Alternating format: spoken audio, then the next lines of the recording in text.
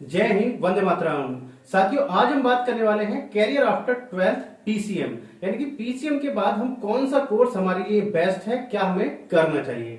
साथियों, जितने भी कोर्सेज हैं, एक एक कोर्स को मैं आपको डीपली एक्सप्लेन करने वाला हूं कि आपके लिए कौन सा कोर्स बेस्ट है, आज के टाइम में हमें कौन सा कोर्स करना चाहिए। तो यदि आप भी जानना चाहते हैं तो वीडियो में अंत तक बने रहिएगा। एक एक कोर्स को मैं आपको डीपली एक्सप्लेन करूंगा। चलिए साथियों, बात करते हैं सबसे पहले कोर्स की कि हमें पहला कोर्स मैंने किसको रखा है। साथियों, 12th के बाद में यदि आपने पीसीएम से किया है तो बच्चे जाते हैं किसकी तरफ, इंजीनियरिंग की तरफ। आप इंजीनियरिंग कर सकते हैं। इंजीनियरिंग में भी बहुत सारी ब्रांच होती हैं, अलग अलग ब्रांच से आपका जो बीटेक है वो कराया जाता है।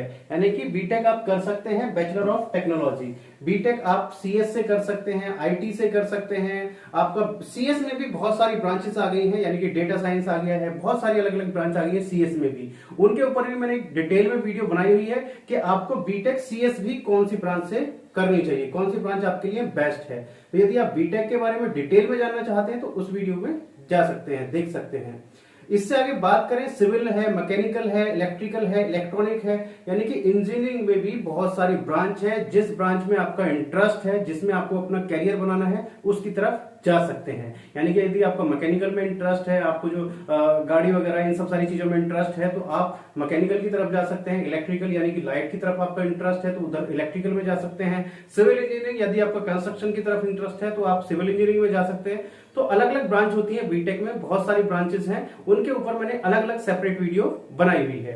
तो बीटेक या आप बीई कर सकते हैं, यानी कि जैसे आपका बीटेक होता है इसी तरीके से होता है बीई, यानी कि बैचलर ऑफ इंजीनियरिंग। तो आप ये कर सकते हैं। दूसरे नंबर पे मैंने रखा हुआ है, आप क्या कर सकते हैं, साइंस। साइंस बोले तो साइंस में आप क्या कर सकते हैं भाई, बैचलर ऑफ साइंस, यानी कि बीएससी कर सकते हैं पीसीएम से, या फिर आप क्या कर सकते हैं, बीएससी कर सकते हैं किसी एक इंडिविजुअल सब्जेक्ट से।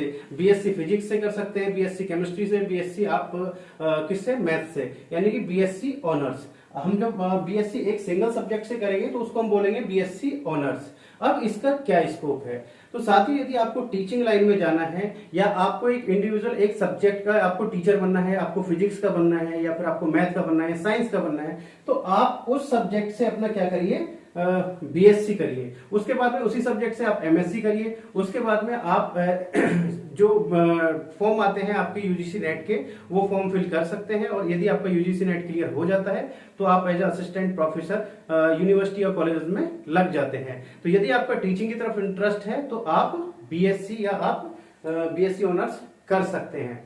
इससे आगे बढ़ते हैं साथियों, लास्ट में जो मैंने आपके लिए टॉप मोस्ट कोर्सेज रखे हुए हैं और बिल्कुल डिफरेंट, यानी कि जो आज की डेट में कौन कौन से कोर्स करने चाहिए, तो वीडियो में अंत तक जरूर बने रहिएगा। अब इससे आगे बात करते हैं, आप फार्मेसी की तरफ जा सकते हैं, यानी कि यदि आपने 12th पीसीएम से किया है तो भी आप क्या कर सकते हैं, फार्मेसी की तरफ जा सकते हैं। मेडिकल लाइन में यदि आपको एंट्री करनी है तो आप फार्मेसी की तरफ जा सकते हैं। आप क्या कर सकते हैं, डी फार्मा, जो कि क्या होता है 2 साल का होता है, डिप्लोमा इन फार्मेसी, या फिर आप क्या कर सकते हैं, डायरेक्ट बी फार्मा भी कर सकते हैं, बैचलर ऑफ फार्मेसी, यानी कि 12th के बाद आप डायरेक्ट बी फार्मा भी कर सकते हैं। ये आपका डिग्री कोर्स है। ये कितने साल का होता है भाई, 4 ईयर का होता है, और ये कितने ईयर का होता है, 2 ईयर का होता है। यदि आपको सिर्फ मेडिकल स्टोर ओपन करना है तो आप क्या कर सकते हैं, डी फार्मा कर सकते हैं। और यदि आपको अपना कैरियर किसमें, फार्मेसी में ही बनाना है, तो फिर मैं आपको एडवाइस करूंगा कि फिर आप क्या करें, बी फार्मा करें। क्लियर है। चलिए इससे आगे बात करते हैं। नेक्स्ट है आपका आर्किटेक्चर। आप क्या कर सकते हैं, आर्किटेक्चर कर सकते हैं। हर साल नाटा का एग्जाम होता है, टेस्ट होता है, यानी कि किसके लिए, यदि आपको आर्किटेक्चर की तरफ जाना है, बीआर करना है, तो उसके लिए हर साल NATA, national aptitude test of architecture, हर साल एग्जाम कंडक्ट कराता है, जिसके लिए आपको एग्जाम पास करना अनिवार्य है यदि आपको क्या करना है, बीआर करना है। क्लियर है आपको। इसके बाद में आर्किटेक्चर में आपका डिप्लोमा कोर्स भी कराया जाता है, यानी कि diploma in architecture engineering, DAE, तो आप डिप्लोमा भी कर सकते हैं। क्लियर है।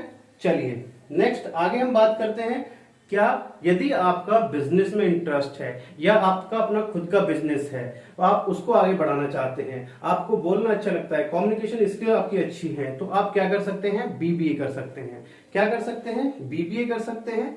और आप क्या कर सकते हैं, आप कर सकते हैं बैचलर ऑफ बिजनेस मैनेजमेंट, यानी कि बीबीएम।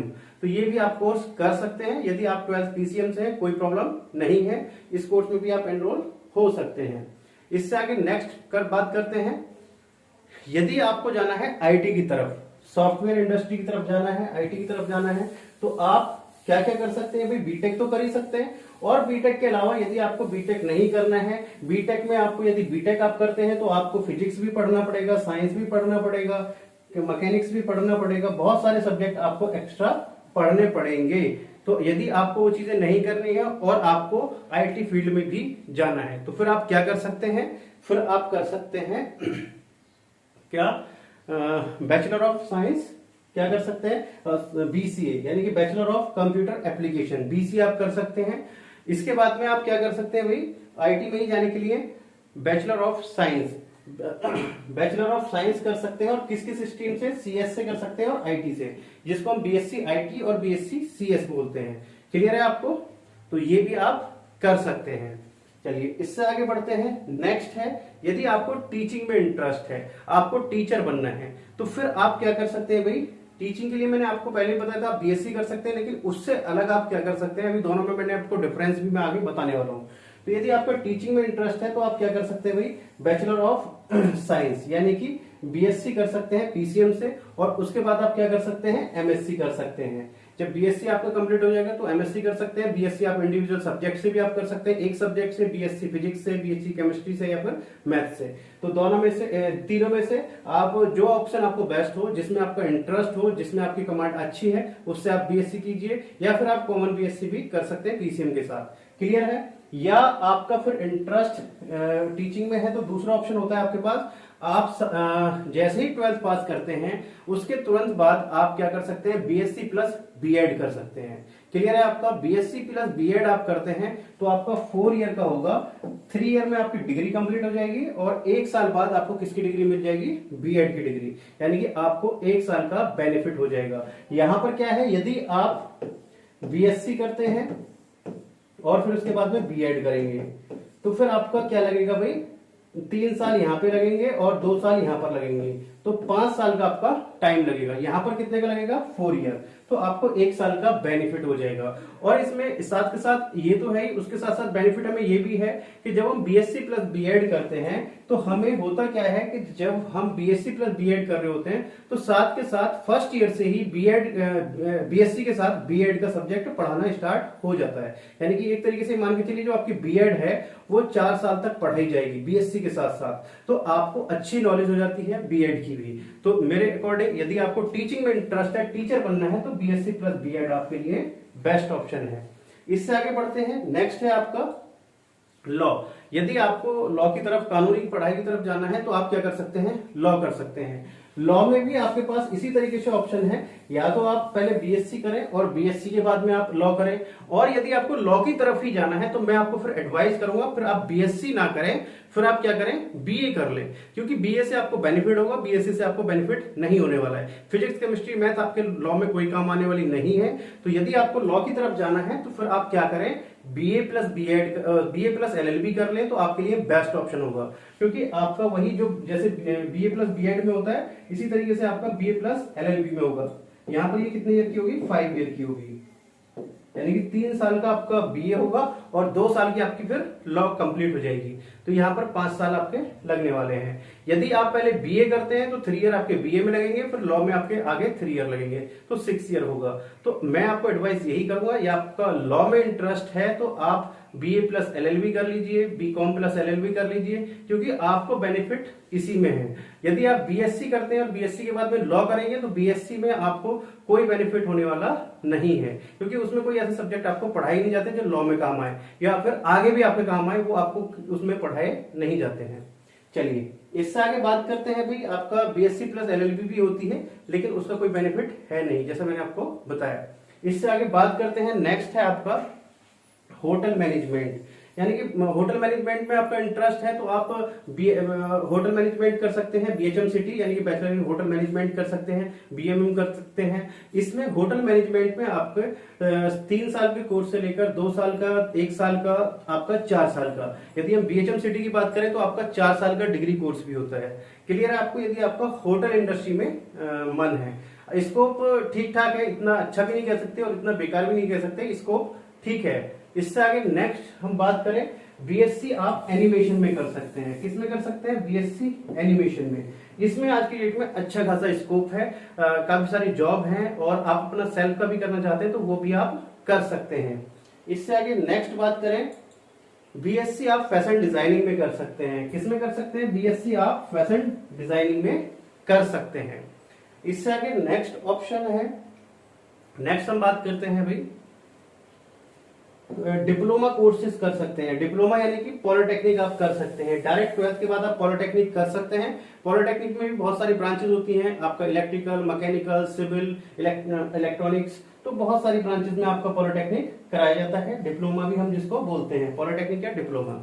यदि 12th आपने पीसीएम से किया है तो डायरेक्ट आपको लेटरल एंट्री मिल जाती है। पॉलिटेक्निक आपका 2 साल का होगा। तो बेनिफिट आपको यह हो जाता है, यदि आप ज्यादा फैमिली बैकग्राउंड इतना अच्छा नहीं है तो आप पॉलिटेक्निक कीजिए, और पॉलिटेक्निक के बाद में फिर आपको जॉब मिल जाती है। जॉब के साथ साथ फिर आप अपना पॉलिटेक्निक के बाद में बीटेक कर सकते हैं। बीटेक में आपको 1 साल की लेटरल एंट्री मिल जाएगी, फिर आपका क्या होगा, 3 साल का बीटेक होगा। इससे आगे बात करें, डिप्लोमा के बाद में आपका यदि आपको एनडीए की तरफ जाना है तो आप एनडीए में जा सकते हैं, यानी कि आप आर्मी, नेवी और एयरफोर्स। डायरेक्ट आप 12th के बाद में एनडीए की तरफ जा सकते हैं, सबसे बेस्ट ऑप्शन है यदि आपका इसमें इंटरेस्ट है।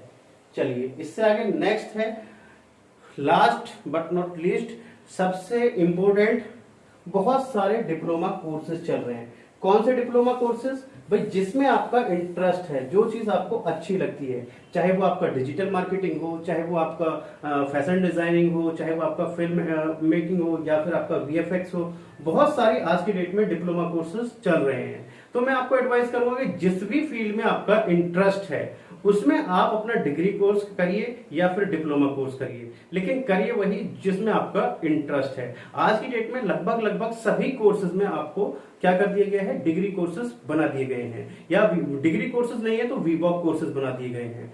तो साथियों, आपको कौन सा ऑप्शन बेस्ट लगा मुझे कमेंट करके जरूर बताइएगा, और वीडियो कैसी लगी वो भी कमेंट करके जरूर बताइएगा। और यदि आप चैनल पर नए हैं तो चैनल को सब्सक्राइब कर लीजिए और बेल आइकन को प्रेस कर लीजिएगा। तो चलिए साथियों, मिलते हैं आपसे नेक्स्ट वीडियो में, तब तक के लिए जय हिंद, जय भारत।